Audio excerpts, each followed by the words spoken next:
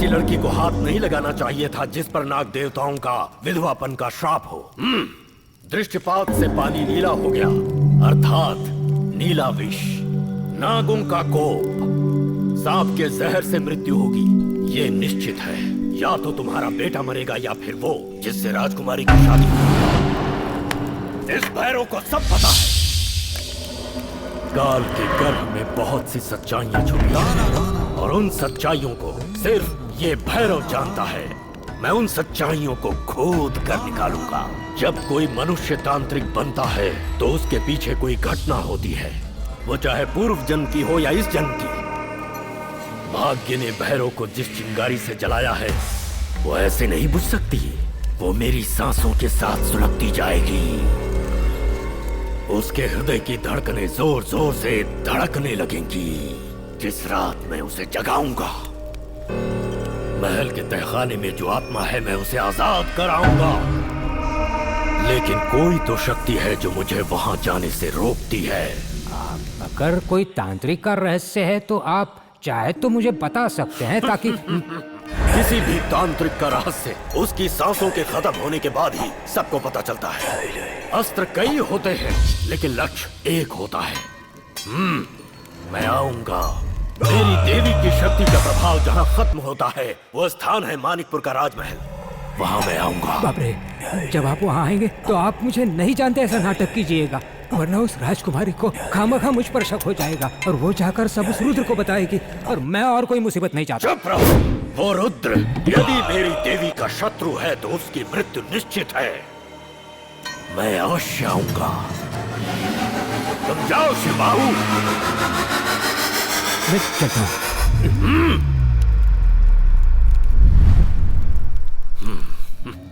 शिवबाहु डरने का नाटक अच्छा करता है।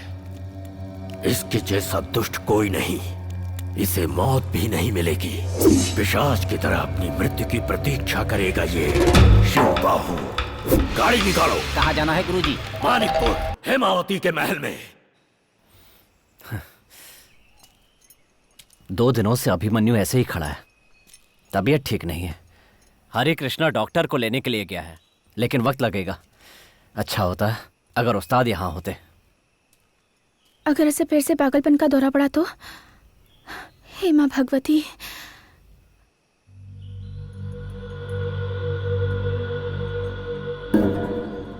क्या बात है राजकुमारी जी?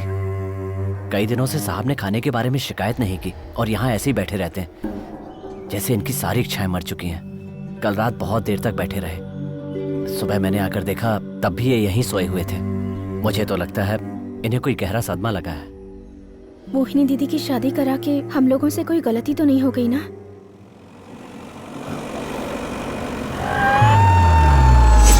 दाना दाना दीन दाना दाना दाना दाना दाना।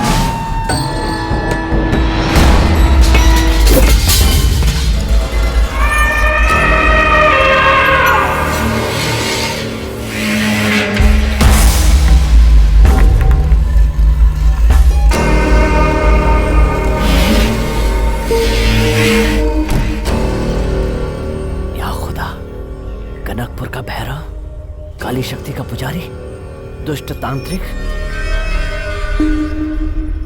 कहते हैं किसी के गर्भ पर अगर इसकी नजर भी पड़ जाए तो बच्चा राख हो जाता है। राजकुमारी जी, आप पीछे के रास्ते से चली जाइए। मैं इससे क्यों डरूं?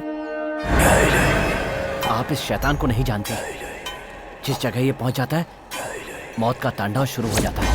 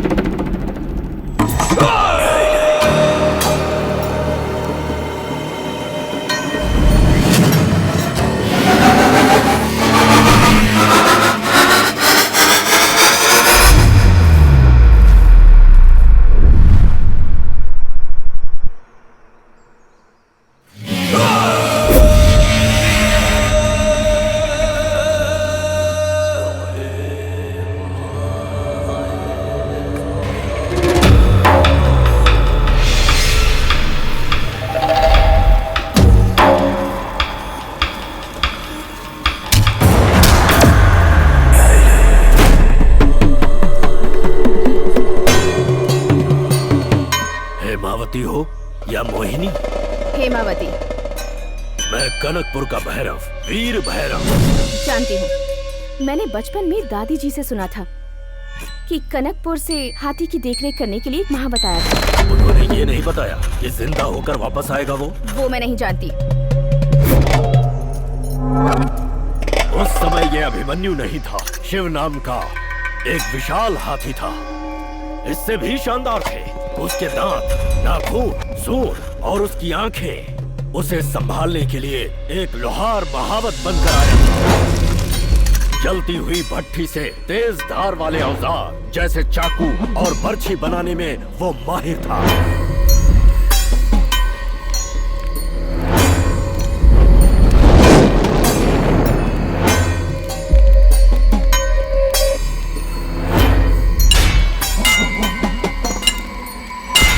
लोहार का काम छोड़कर वो महावत बन गया। हाथी उसे प्रिय थे और उसी का बेटा हूँ मैं न लोहार बना ना महावत। समय ने मुझे तांत्रिक बना दिया, एक सिद्ध तांत्रिक। देवी को अपने रक्त से नहलाकर मैंने ये शक्तियां प्राप्त की हैं।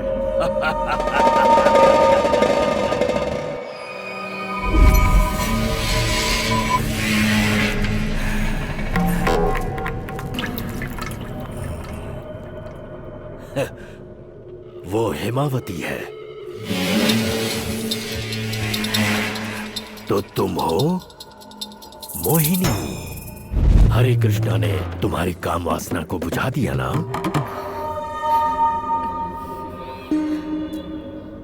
मेरे मंत्र शक्ति की तावीज उसके कमर पर बंधी है, जिसके कारण उसे कोई भी नहीं हरा सकता।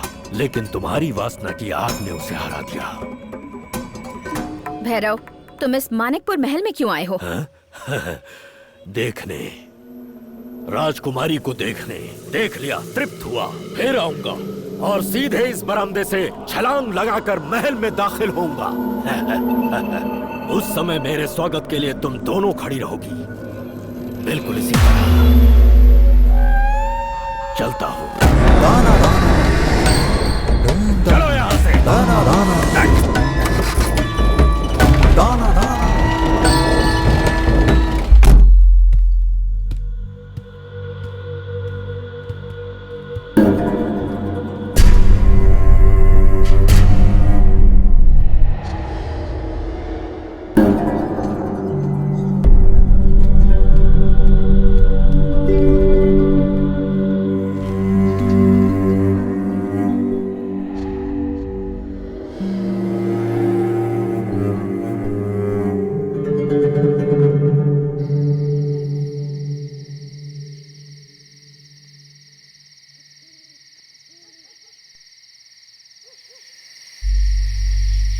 आज से 7 दिन बाद अमावस्या है। इसी दरमियान बुरी शक्तियों का प्रचंड तांडव शुरू होगा, ये तय है। भैरव की काली शक्तियों के प्रभाव में कौन कौन आने वाला है पता नहीं। भैरव हमारा शत्रु है और शत्रु को कभी कम नहीं आंकना चाहिए। एक योद्धा वंश का खून उसकी रगों में दौड़ता है। उसे लड़ने की ताकत मां के गर्भ से ही मिली हुई है, यही सच्चाई है। उस्ताद, मेरे मन में अजीब सा डर लग रहा है। महल में जरूर कुछ गलत हो रहा है। आज रात जो राशि चक्र की रचना है उसमें अशुभ राशियों की युति हो रही है। ग्रहों की रचना हमारे विपरीत है। ग्रहों की रचना बदलेगी तो राहु अपना फन उठाकर विष बरसाएगा।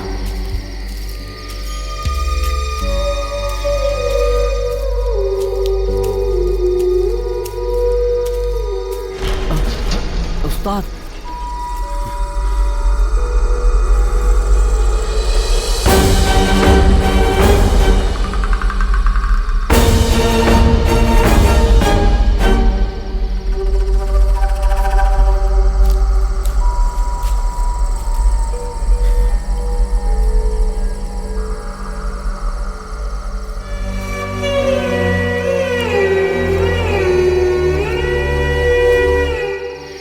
नाग देवताओं के श्राप ने अपना प्रभाव दिखा दिया।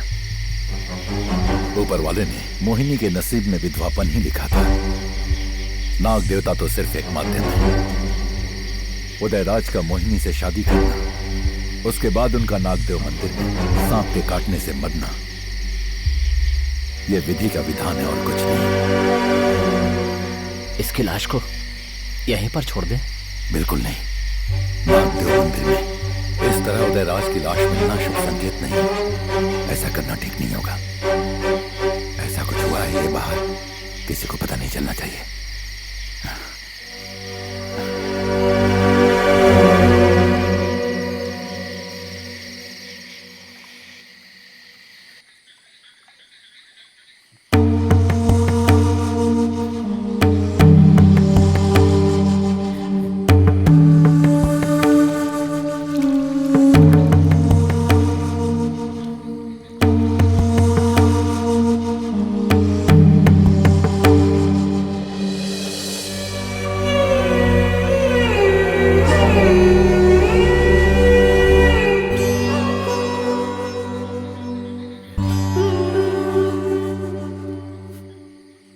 उदयराज जी का है।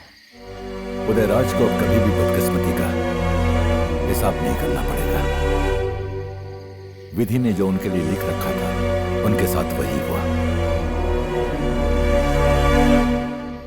ये तुम मोहिनी को ले जाकर दे दो, क्योंकि वो उनकी पत्नी है और कानून की नजर में यही सही है।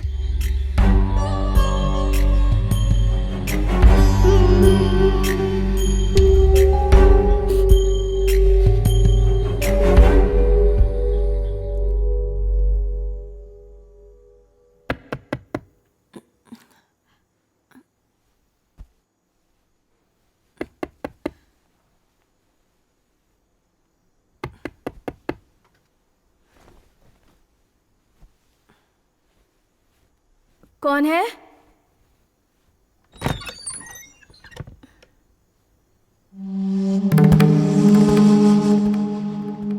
आप इस वक्त? बातें कुछ ऐसी है इसलिए आना पड़ा। उदयराज नहीं रहे।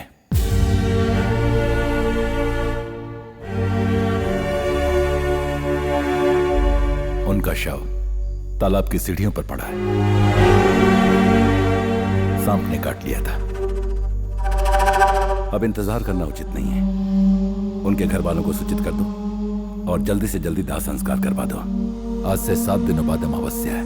बहुत सालों के बाद मां भद्रकाली की पूजा है जो रक्त से की जाती है। इसमें विघ्न नहीं आना चाहिए। लेकिन जितना जल्दी हो सके शव को वहां से उठा लो।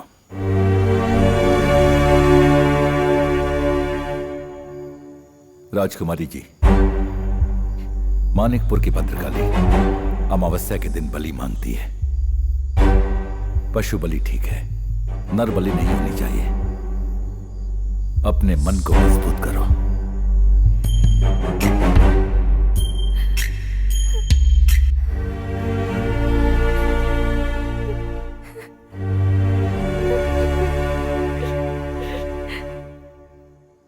जरा रुक जाओ। अभिमन्यु हाथी को काबू करने के बहाने राजकुमारी हेमावती को पाना चाहते हो। अच्छी चाल है।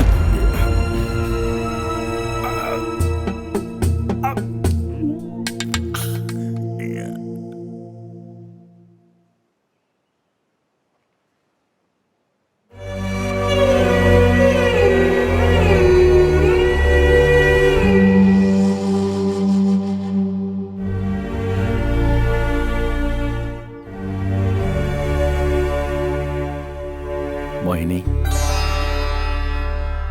इस तरह आंसू बहाकर तुम अपने आप को सही साबित नहीं कर सकती। जो स्त्रियां अपनी इच्छाओं के अधीन होकर रास्ता भटक जाती हैं, तुम्हारा अनुभव उनके लिए सबक बनेगा। जाओ।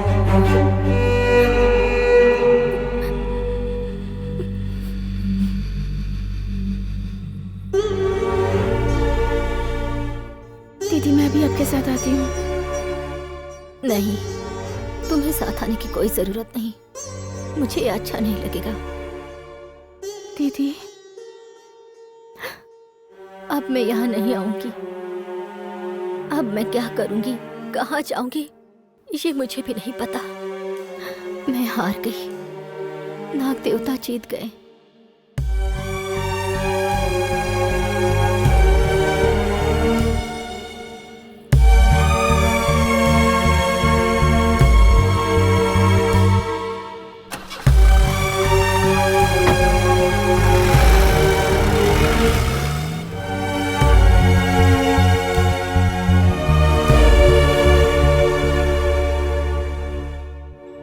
उदयराज अब नहीं रहे, उन्हें दूसरा जन्म भी नहीं मिलेगा।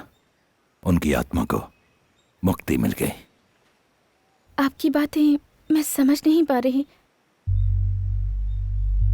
अमावस्या खत्म होने दो, सब बता दूंगा। अब्दुल्ला, अगली बार जब अभिमन्यु पागल होगा, कोई भी उसकी जान न लेने पाए, और न ही वो किसी की।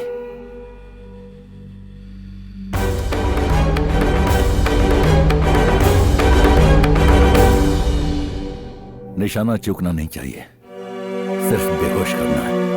और हाँ, 3 घंटे बाद जब होश आएगा तो वो खुद ठीक हो जाएगा। पर उस्ताद, अगर उसे होश नहीं आया तो? तुम्हें परेशान होने की जरूरत नहीं है, मुझ पर भरोसा रखो। और विधि में जो लिखा है वो तो होके ही रहेगा।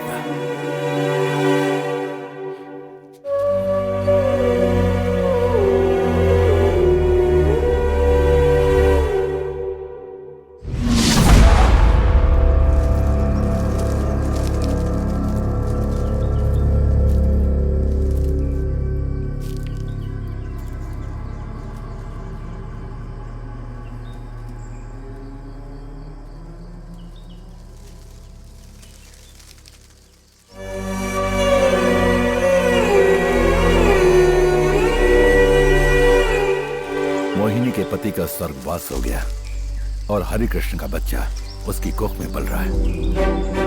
काल सर्प दोष की वजह से उसका पति नामर्द निकला, और यही दोष एक दिन तुम्हें भी खा जाएगा। उदयराज सिर्फ एक आंसू बहाकर मर गए, अब उनके आंसू की यही एक बूंद महासागर बन जाएगी, और उस महासागर में तुम और राजकुमारी मोहिनी डूबकर मर जाओगे। फिर कितने भी जन्म ले लो, तुम एक दूसरे से नहीं मिल सकोगे। किसने आपसे ये सब बातें किसने कही? तुम्हारे इस पाप के बारे में नाग देवताओं ने मुझे सब कुछ बता दिया। नाग देव खुद किसी को सजा नहीं देते। मुक्ति, तुम्हें इस जन्म में मुक्ति कभी नहीं मिलेगी। पति के सामने दूसरे पुरुष से संबंध बनाने से बड़ा पाप और क्या हो सकता है। उस औरत को भी मुक्ति नहीं मिलेगी। ये सारा रचा हुआ खेल शिवबाहु का है, तुम्हारे पिता